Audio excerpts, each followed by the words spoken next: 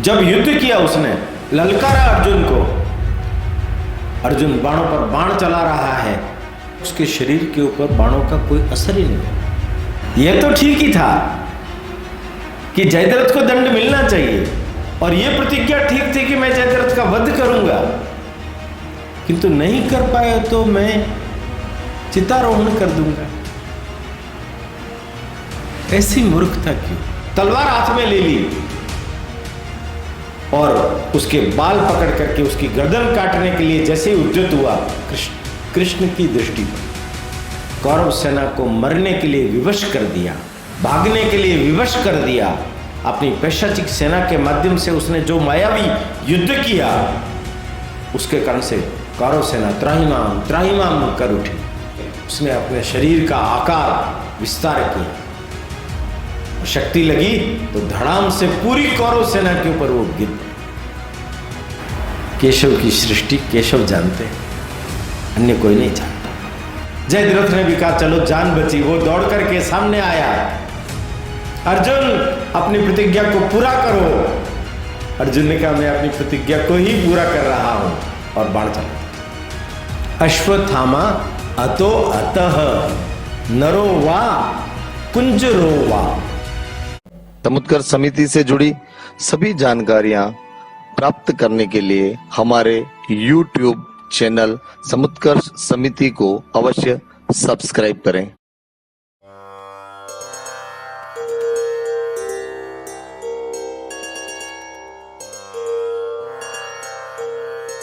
हिंदू भूमे सुरक्षार्थ केशवेन विनिर्मितम् यं संघपोषितं येन गुरुं तं प्रणमाम्यहम्।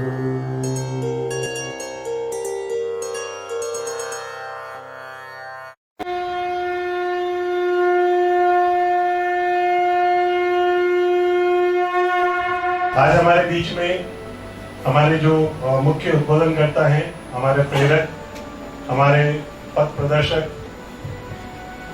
वर्ष 1986 से जो अपना जीवन राष्ट्र निर्माण और राष्ट्र सेवा के लिए समर्पित कर चुके हैं, ऐसे संघ के प्रचारक माननीय ओमजी भाई साहब, आप एक प्रखर लेखक विचारक हैं।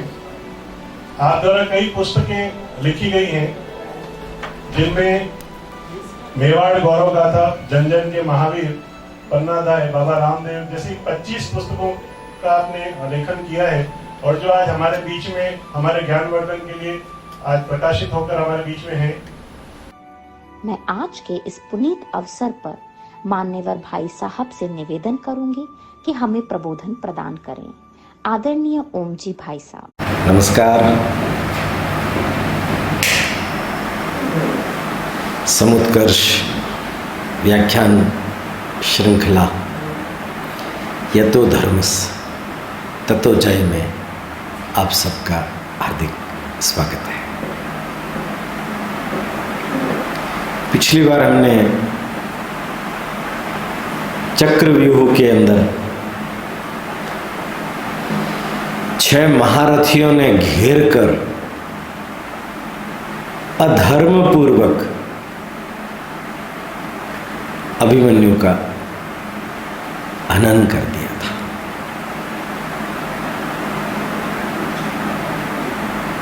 यह घटना महाभारत काल में एक बहुत अनूठी और बड़ी विचित्र प्रकार की थी। 17 वर्ष का बालक चक्रव्यूह को भेदने की कला जानता था, निकलने की कला नहीं जानता था।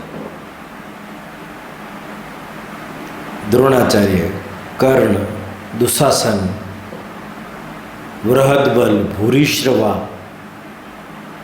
ऐसे बड़े बड़े महारथियों ने, जयद्रथ ने तो चक्रव्यूह का रास्ता तक रोक दिया। अंदर घुसने के बाद पांडवों को अंदर घुसने नहीं दिया कहते हैं कि उसको शिव का वरदान प्राप्त था, इसलिए एक दिन अर्जुन को छोड़कर चारों पांडवों को उसने परास्त किया। पांडव सेना में मातम छा गया। उपलब्ध से सुभद्रा, उत्तरा द्रुत गति के रथों में बैठ के आई। युधिष्ठिर विलाप कर रहे हैं कि मेरी मूर्खता थी, मेरी गलती थी, मेरे कारण से मैंने इसको भेज दिया, मेरा विवेक शून्य हो गया था। कहते हैं कि वेद व्यास जी आए थे, उन्होंने युधिष्ठिर को सांत्वना दी, मृत्यु का रहस्य बताया। बड़े बड़े राज ऋषि, बड़े बड़े महात्मा, बड़े बड़े राजा, उन सबको भी काल कलवित होना पड़ा। शोक मना रहे थे ये अर्जुन और कृष्ण सुशर्मा समसप्तकों को परास्त करके, उस पर विजय प्राप्त करके लौट करके आए। किंतु पांडव शिविर में सन्नाटा छाया हुआ था, कोई उत्साह नहीं था, कोई उनका स्वागत करने के लिए तैयार नहीं था। अर्जुन समझ गए, केशव कहीं कोई अनहोनी तो नहीं हो रही। द्रोणाचार्य ने चक्रव्यूह का निर्माण किया था और चक्रव्यूह को भेदने की कला केवल अभिमन्यु जानता है, कहीं उसका बलिदान तो नहीं हो गया। गए, देखा तो सब शोक संसप्त अभिमन्यु पड़ा हुआ। पुत्र को देखते ही मूर्छित हो गए, रुदन करने लग गए। आप सब लोगों के रहते हुए ये स्थिति हो गई, उसको बलि चढ़ना पड़ा। क्या कह करके मैं द्रौपदी और सुभद्रा को, उत्तरा को समझाऊंगा? क्या जवाब दूंगा मैं उनको? क्या कहूंगा मैं?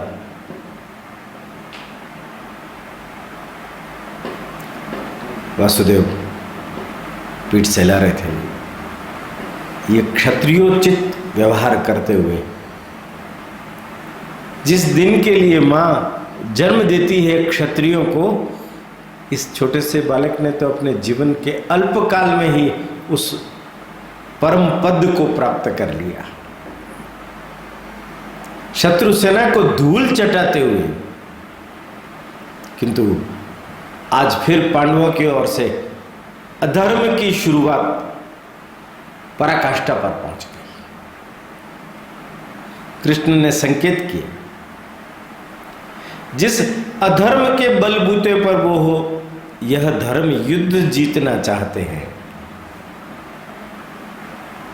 तो हमें भी कुछ युक्तियों से काम लेना पड़ेगा। अगर हम युक्तियों से काम नहीं लेंगे तो हम विजय प्राप्त नहीं कर पाएंगे। अर्जुन, चिंता मत करो तुम, ये क्षत्रियोचित, मैं भी इसका मामा हूं, मेरा भांजा है ये, पर यह शोक हमें सहन करना होगा।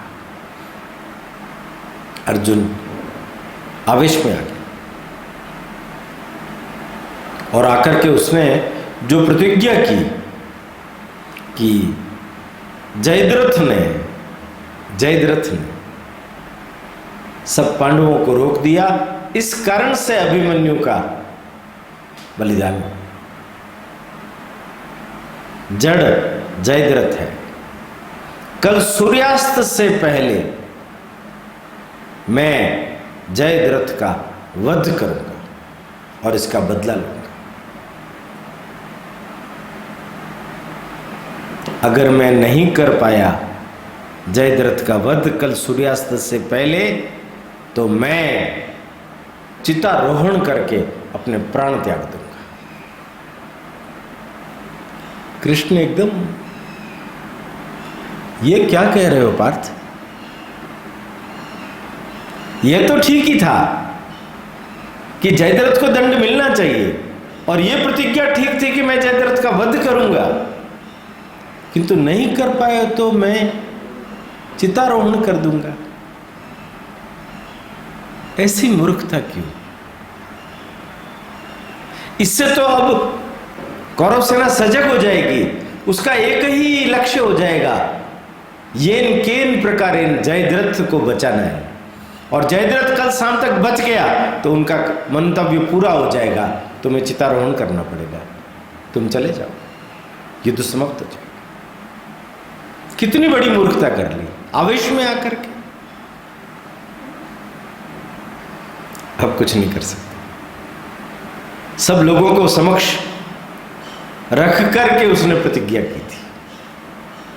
खबर पहुंच गई कौरव सेना, द्रोणाचार्य से मिलकर के विचार विमर्श करने लगे दुर्योधन। इतने में जयद्रथ आ गए, मैं घर जा रहा हूं, मैं मेरे राज्य जा रहा हूं, मेरी सेना समेत जा रहा हूं, क्योंकि कल अर्जुन मेरे को मार देगा। द्रोणाचार्य ने उन्होंने आश्वासन दिया, नहीं, तुम्हारी रक्षा की जाएगी, तुम्हारी रक्षा की जाएगी। योजना बनी उनकी। अर्जुन भी सोच रहा था, रात को नींद नहीं आ रही थी, यूं तो वो बुढ़ा केस है, पर नींद की जब आवश्यकता हो तब तो आना चाहिए ना, वो नहीं आ रही थी। स्वप्न आया उसको, भगवान शिव की उपासना कर रहे हैं कि मैं कैसे सूर्य अस्त से पहले अपने व्रत को, अपने प्रण को पूरा करूं। ये भगवान, आप मुझे अपना पाशुपति अस्त्र प्रदान करो। शिव स्वप्न में आते हैं, पाशुपति अस्त्र देते हैं। पाशुपति अस्त्र तो पहले से ही उसके पास था, पर स्वप्न के निमित्त उसको स्मरण कराया गया कि तुम्हें इस पाशुपति अस्त्र से जयद्रथ का वध करना है। कृष्ण ने एक बात की और प्रातःकाल युद्ध में जाने से पहले अर्जुन को इंगित कर दिया था। अर्जुन, आज जो सकट व्यूह बनाया गया है वो 10 कोस चौड़ा है और 24 कोस लंबा है। उसके गर्भ में सबसे पीछे जयद्रथ है, बाकी सारी योद्धा आगे सबसे मुख्य द्वार पर दुर्योधन का भाई दुर्घर्षण, वो नेतृत्व कर रहा है, वो तुम्हें ललकारेगा। उसके पीछे द्रोण है, तुम्हें कहीं पर भी रुकना नहीं। बाईपास सर्जरी हम समझते हैं ना, युद्ध में भी बाईपास टेक्निक काम करती थी।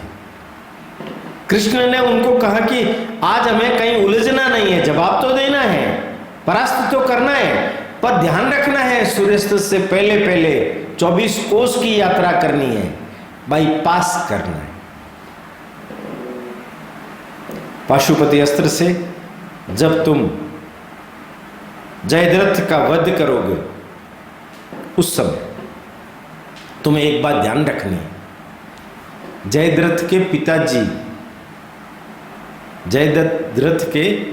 पिताजी वृद्ध क्षत्र, उनके जब ये संतान हुई थी जयद्रथ, तब आकाशवाणी हुई थी कि किसी एक वीर योद्धा के द्वारा शिव के अभिमंत्रित बाण के द्वारा जयद्रथ की मृत्यु हो जाएगी।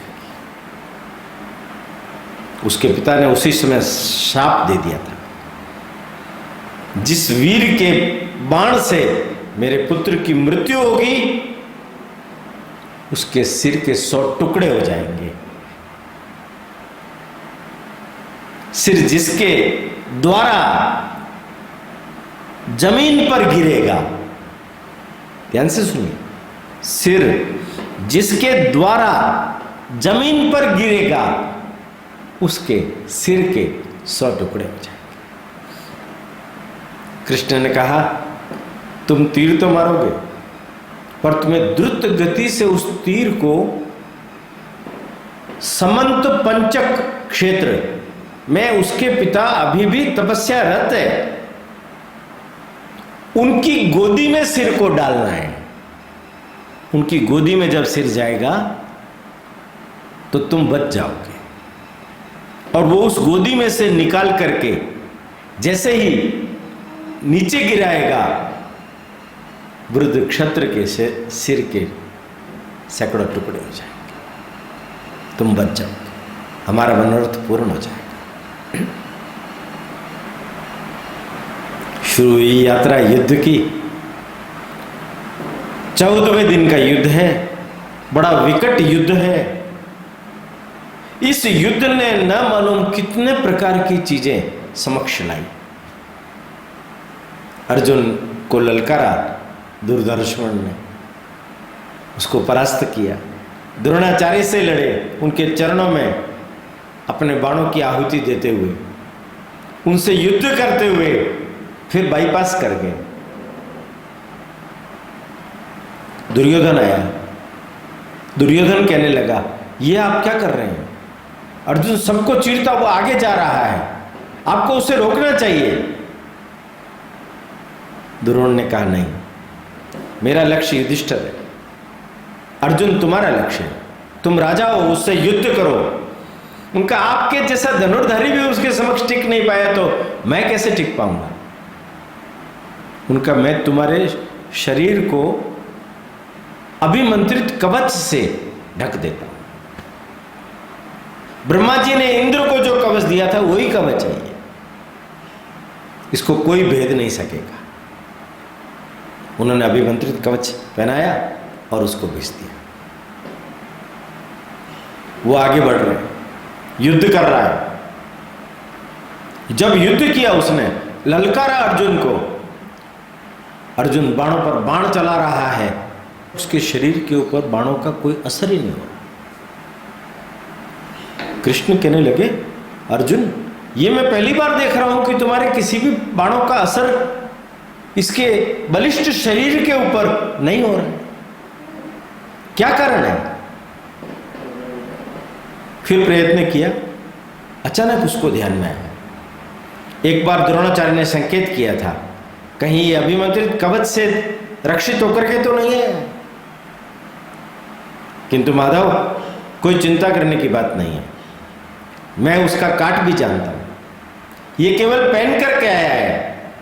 उस मंत्र को सिर पर धारण करने की, उसके अभिनियम पालन करने की इसमें क्षमता नहीं। अर्जुन ने उनके दास्ताने वगैरह सब निकाल दिए। ये अभिमंत्रित किए हुए बिना हथेलियां और नाखून थी, उसको बाणों से बींध दिया, नाखूनों में बाण चला दिए। ऐसे कर्तव्यकारी बाण की विद्या का उसने प्रकटीकरण किया कि दुर्योधन त्राहिमाम कर उठा और भाग छूटा और रोते हुए गया फिर से द्रोणाचार्य के पास। दुर्योधन और दुशासन दोनों ने द्रोण का मानसिक अपमान अनेक बार किया, अनेक बार किया। हर बार हमारी रक्षा करो, हमारी रक्षा करो, द्रोण की रक्षा करो, अर्जुन आगे बढ़ रहा है, अर्जुन आगे बढ़ रहा है। युद्ध में अनेक योद्धाओं को परास्त करते हुए कृष्ण और अर्जुन आगे बढ़ते जा रहे हैं। अनेक योद्धा सामने आए। एक योद्धा को तो उनकी मां ने ऐसी गदा दी थी कि जिसके ऊपर तुम प्रहार करोगे वो मर जाएगा। उसने अर्जुन पर प्रहार किया, अर्जुन पर प्रहार किया, किंतु अर्जुन की बजाय उसने प्रहार को कृष्ण पर डाल दिया। वरुण देव का दिया हुआ वो गदा युद्ध था, गदा थी। उन्होंने ये कहा था कि किसी निशस्त्र पर मत डालना, वरना ये लौट कर तुम्हारे को मार देगी। उसने लौट करके उनको मार दिया। दोपहर का समय हो गया, घोड़े थक गए। बीच में एक सरोवर आया। कृष्ण ने घोड़ों को विश्राम देना चाहा तो अर्जुन ने कहा, विश्राम देने की व्यवस्था करो, मैं सबको रोकता हूं, कर्ण को, दुशासन को, बृहद बल को, भूरिश्रवा को, कर्ण के लड़के वृषसेन को बाणों से ढक दिया। अर्जुन के बाणों का प्रभाव देख करके ये सब लोग आगे नहीं बढ़ पाए। इनकी सेना, कौरव सेना अटक गई वहां, जैसे कोई प्राचीर सामने आ गई हो। कृष्ण ने सरोवर में घोड़ों को नहलाया, उनके घाव साफ किए, उन पर दवाई लगाई, फिर से जोत करके रिफ्रेश होकर के तैयार हो गए। अर्जुन को कहा आओ फिर से हम आगे बढ़ते हैं। युद्ध पर से दोनों ने अपना शंखनाद किया, गांडीव टंकारा, पंचजन्य फूका। यह सुनकर के युधिष्ठिर को चिंता हुई। अभी तक कोई समाचार नहीं मिल रहा, दोपहर का समय हो गया है, कहीं अर्जुन फंस तो नहीं गया। उसने सात्विकी को बुलाया और उसको कहा तुम जाओ। सात्विकी ने कहा मुझे तो सुबह ही अर्जुन ने आपकी रक्षा के लिए यहां नियुक्त किया, रवाना होने से पहले। कृष्ण भगवान ने रवाना होने से पहले अपने सारथी दारूक को बुला करके कहा था मेरा पंचजन्य फूकने पर तुम रथ लेकर के मैदान में आ जाओ। सात्विकी को जबरदस्ती दबाव बना करके युधिष्ठिर ने भेजा। भीम को यह उत्तरदायित्व दे करके वो गया। भीम ने कहा मैं भी चलता हूं। उनका नहीं, तुम युधिष्ठिर की रक्षा कर। सात्विकी भी अर्जुन की श्रेणी का योद्धा था। उसने कौरव सेना को त्राहिमाम कर दिया, दुशासन की सेना को हरा दिया, दुर्योधन की सेना को हरा दिया, कर्ण की सेना को हरा दिया, वृषसेन की सेना को हरा दिया, और वो आगे बढ़ता ही जा रहा है। उसका दुर्देव था। उसका मुकाबला हुआ भूरिश्रवा से। उसका पुश्तैनी वैर था। उसके दादा शिवी और उसके पिताजी भूरिश्रवा के सोमदत्त, उनमें युद्ध हुआ था। दोनों अपने को एक दूसरे का प्रतिद्वंदी मानकर प्रतिशोध लेना चाहते थे। वृद्ध था भूरिश्रवा और युवाओं जैसा चपल। सात्विकी को बुरी तरह से क्षतिग्रस्त कर दिया। घोड़े, सारथी, रथ से विमुक्त कर दिया, जमीन पर ले आया और आगे बढ़ने लगा। वो तलवार हाथ में ले ली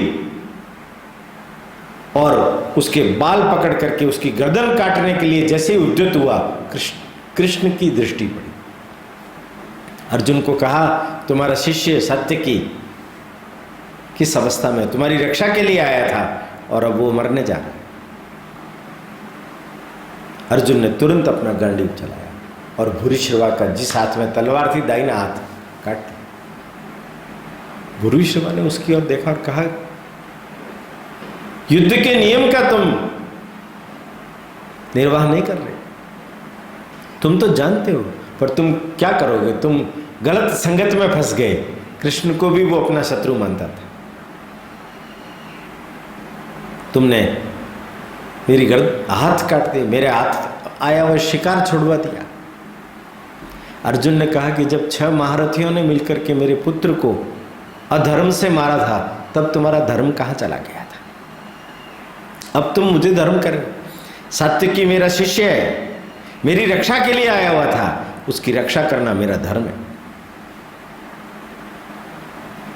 भूरिश्रवा ने शस्त्र छोड़ दिया, ध्यान मुद्रा में बैठ गया।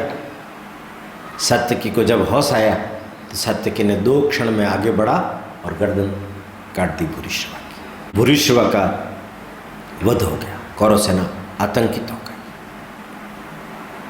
कौरव में से कहने लगे ये तो अधर्म है। भूरिश्रवा ने कहा मेरा जब गर्दन काट रहा था तब अधर्म नहीं था, अब मैंने जब इसकी गर्दन काट दी तो अधर्म हो गया। कोई समाचार फिर से युधिष्ठिर के पास ना पहुंचा तो उन्होंने भीम को रवाना किया। भीम ने भी द्रोणाचार्य से लगा करके, दुशासन से लगा करके धृतराष्ट्र के उस दिन 19 पुत्रों का नाश कर दिया। उसमें से एक विकर्ण भी था जिसने द्रौपदी के पक्ष में खड़े होकर के द्यूत सभा में पांडवों का पक्ष लिया था। भीम, थोड़ा सा भीम जैसा व्यक्ति भी द्रवित हो गया। कहने लगा विकर्ण, युद्ध है, तुम शत्रु पक्ष से लड़ने के लिए आए हो, इसलिए तुम्हारा वध करना आवश्यक था। वरना मैं तुम्हारे वध के पक्ष में नहीं था।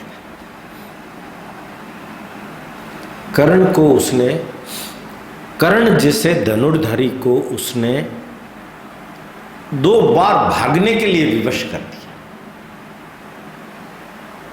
किंतु जब तीसरी बार भीम आगे बढ़ा तब कर्ण ने भीम के छक्के छोड़ा दिए, उसे रथ विहीन कर दिया।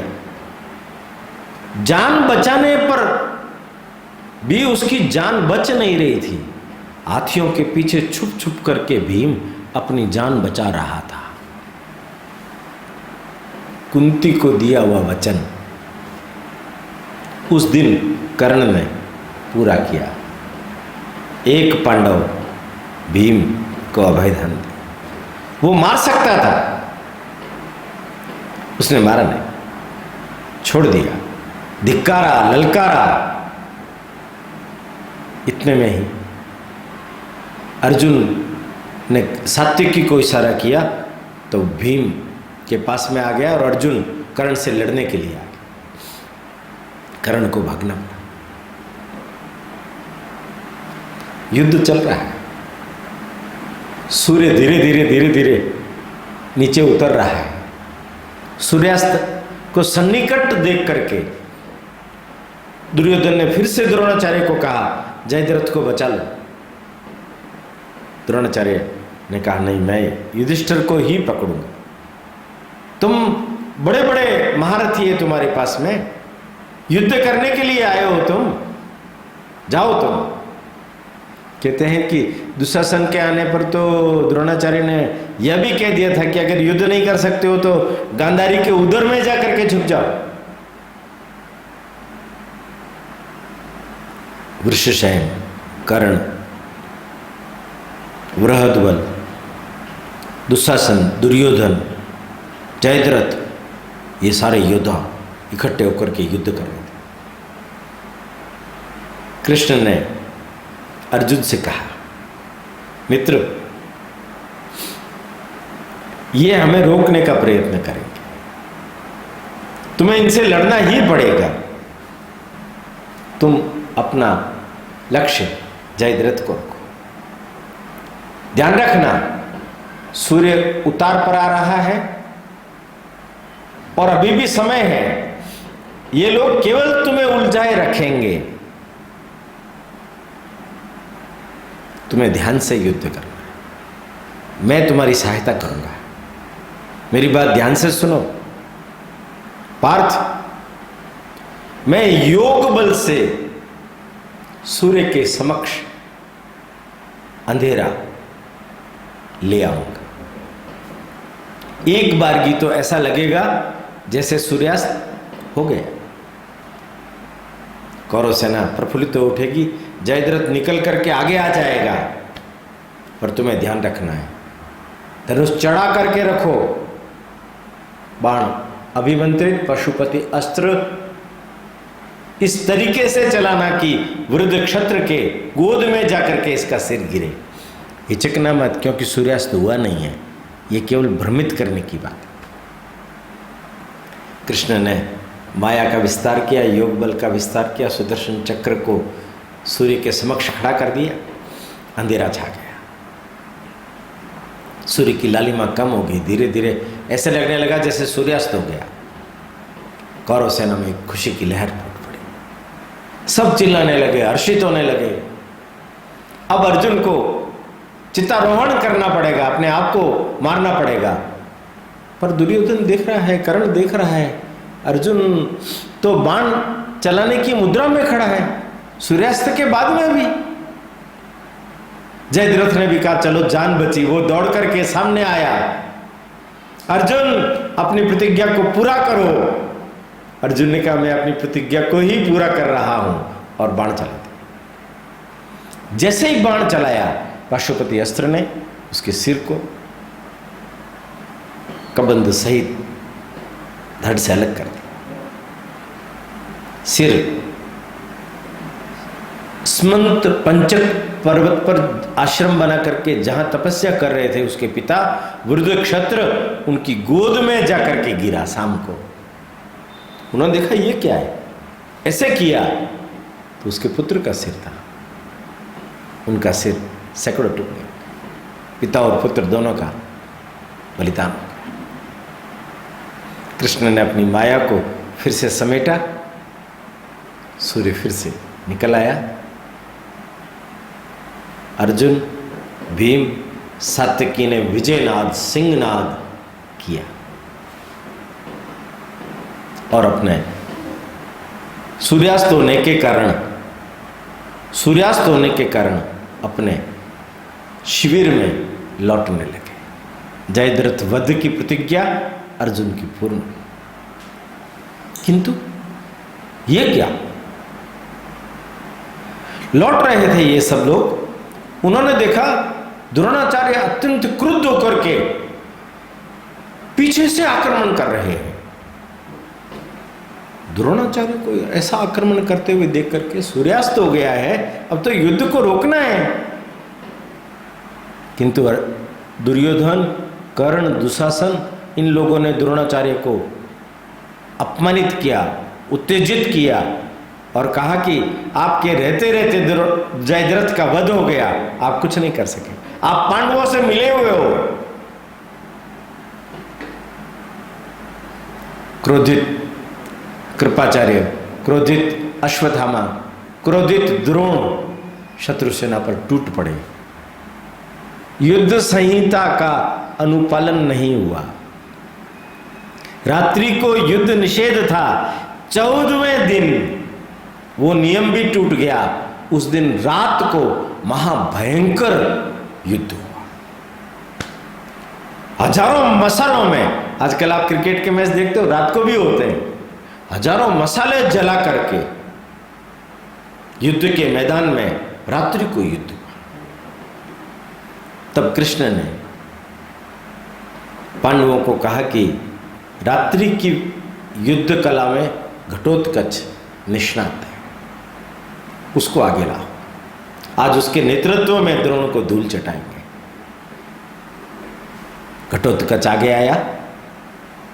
घटोत्कच ने जो कोहराम मचाया, लाशों का ढेर लगा दिया, द्रोणाचार्य भी उसका कुछ बिगाड़ नहीं पाए, कर्ण उसका कुछ नहीं बिगाड़ पाए। कौरव सेना को मरने के लिए विवश कर दिया, भागने के लिए विवश कर दिया। अपनी पैशाचिक सेना के माध्यम से उसने जो मायावी युद्ध किया, उसके कारण से कौरव सेना त्राहिमाम त्राहिमाम कर उठी। तब दुर्योधन ने कर्ण को आकर के कहा कि मित्र, सेना पूरी मर जाएगी, हम बच नहीं पाएंगे, मेरी तुमसे विनती है, वो जो इंद्र के द्वारा दी गई जो शक्ति है उसका उपयोग करके घटोत्कच का वध करो। कर्ण ने कहा नहीं, वो तो केवल अर्जुन के लिए रखी हुई है, वो अर्जुन के वध के लिए है। उनका जब सेना रहेगी युद्ध होगा, तब अर्जुन का वध करोगे ना, जब हम रहेंगे ही नहीं तो कैसा युद्ध होगा। विवश होकर के अपने मित्र की बातों में आकर के कर्ण भी आवेश में आकर के इंद्र की उस शक्ति को, अभिमंत्रित शक्ति को आवाहन किया और वो शक्ति घटोत्कच के ऊपर दे मारी। घटोत्कच ने जब देखा कि इंद्र की शक्ति आ रही है, बचना मुश्किल है, उसने अपने शरीर का आकार विस्तार किया और शक्ति लगी तो धड़ाम से पूरी कौरव सेना के ऊपर वो गिर पड़ा। पांडवों के शिविर में अभिमन्यु की मृत्यु के समय जैसा शोक छा गया था, भीम के इस पुत्र हिडिंबा के इस पुत्र घटोत्कच की मृत्यु पर भी उसी प्रकार का शोक छा गया। केवल एक व्यक्ति था जो मुस्कुरा रहा था, श्री कृष्ण, क्योंकि वो जानते थे कि कर्ण ने जिस शक्ति को अर्जुन के लिए संजो करके रखा था, वो शक्ति उपयोग में आ गई। अर्जुन निर्भय हो गया, कर्ण अब अर्जुन को मार नहीं पाएगा। केशव की सृष्टि केशव जानते हैं, अन्य कोई नहीं जानता। पांडवों के पास आए, उन्होंने कहा ये शोक मनाने का समय नहीं है। द्रोणाचार्य अत्यंत क्रुद्ध होकर के बाणों की वर्षा कर रहे हैं। पांडव सेना की स्थिति कौरव सेना जैसी हो गई है। जिस घटोत्कच के प्रभाव से कौरव सेना त्राहिमाम कर रही थी, अब द्रोण की उग्रता के कारण से पांडव सेना त्राहिमाम कर रही है। और द्रोणाचार्य के हाथ में जब तक शस्त्र है तब तक उनको परास्त करना असंभव है। तब क्या करें? कुछ युक्ति का प्रयोग करना पड़ेगा। और युक्ति यह है, अप्रिय समाचार अगर द्रोणाचार्य को सुना देंगे तो वो शस्त्र त्याग देंगे। और अप्रिय समाचार केवल ये होगा, अश्वत्थामा हाथी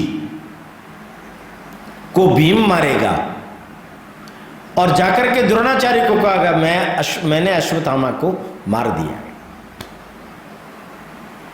तब वो शस्त्र त्याग देंगे। परंतु वो भीम की बात मानेंगे नहीं। युधिष्ठिर वो तुमसे पूछेंगे, क्या तुम अपनी सेना की रक्षा के लिए यह असत्य संभाषण करोगे? एक बार की तो पांडवों ने यह योजना नहीं मानी। इस प्रकार की कुटिल षड्यंत्र से हम द्रोणाचार्य का वध नहीं करेंगे, भले हम हार जाएं। कृष्ण ने कहा कि इसमें थोड़ा सा भेद है। अश्वत्थामा हाथी को मार रहे हैं, वो यही बोलेंगे अश्वत्थामा मेरे हाथों मारा गया। वो आपको पूछेंगे तब आपको भी यही बोलना है, हाँ अश्वत्थामा मारा गया। पर वो मनुष्य है या हाथी ये नहीं मालूम मुझे, बाद में आप ये बोल देना, तो आपका सत्य की भी रक्षा हो जाएगी। बड़ी मुश्किल से सब सहमत हुए। योजना बनी, भीम ने व्यवस्था अनुसार हाथी को मारा और द्रोणाचार्य के समक्ष जाकर के कहा मैंने अश्वत्थामा को मार डाला। अश्वत्थामा मर गया। युधिष्ठिर सामने दिखा, युधिष्ठिर तुम तो सत्य संभाषण करते हो, मैं भीम की बात पर विश्वास नहीं करता। तुम बोलो क्या अश्वत्थामा मारा गया? 1 मिनट के लिए सकुचाए युधिष्ठिर, किंतु बाद में बोले हाँ अश्वत्थामा मारा गया। वो मनुष्य था या हाथी ये नहीं मालूम। अश्वत्थामा अतो अतः नरो वा कुंजरो वा। कृष्ण ने पहले से ही सबको समझा रखा था कि नरो वा कुंजरो वा, जब वो बोले तब शंखनाद करना, सिंहनाद करना, ढोल नगाड़े बजाना। वो दूसरा वाक्य द्रोणाचार्य की कानों में नहीं पड़ना चाहिए, और वो नहीं पड़ा। हताश हो शस्त्र त्याग दी, ध्यान मुद्रा में बैठ गए। तब कृष्ण ने सेनापति धृष्टद्युम्न को कहा, हे सेनापति, जिस यज्ञ की ज्वाला में से तुम्हारा जन्म हुआ है, तुम्हारे जीवन का लक्ष्य द्रोण की हत्या करना है। जाओ तुम्हें मौका है, गर्दन काट के ले आओ। धृष्टद्युम्न तलवार लेकर के द्रोणाचार्य के रथ के ऊपर गया और द्रोणाचार्य की गर्दन काट दी। 14वें दिन का रात्रिकालीन युद्ध, घटोत्कच और द्रोणाचार्य के बलिदान, दिन का युद्ध, जयद्रथ के बलिदान, भ्रुविश्रवा के बलिदान, बड़े बड़े महारथियों के बलिदान से संपूर्ण। अब बड़े महामहिम सेनापति दूसरे भीष्म के समान अविजित रहने वाले द्रोणाचार्य चले। युद्ध 15वें दिन का आगे बढ़ेगा। अब 3 दिन और बाकी है। कर्ण सेनापति होंगे, शल्य सेनापति होंगे और अंत में दुर्योधन भाग जाएंगे और उनकी मृत्यु होगी। युद्ध पूरा हो जाएगा 18 दिन का। 3 दिन के युद्ध के लिए हम अगले एपिसोड में फिर से मिलेंगे और युद्ध को फिर से आगे बढ़ाएंगे। तब तक के लिए मैं विश्राम लेता हूँ। प्रणाम। समुत्कर्ष समिति से जुड़ी सभी जानकारियां प्राप्त करने के लिए हमारे YouTube चैनल समुत्कर्ष समिति को अवश्य सब्सक्राइब करें। आप सभी का समुत्कर्ष समिति के प्रति यही स्नेह और आत्मीय भाव बना रहे। धन्यवाद।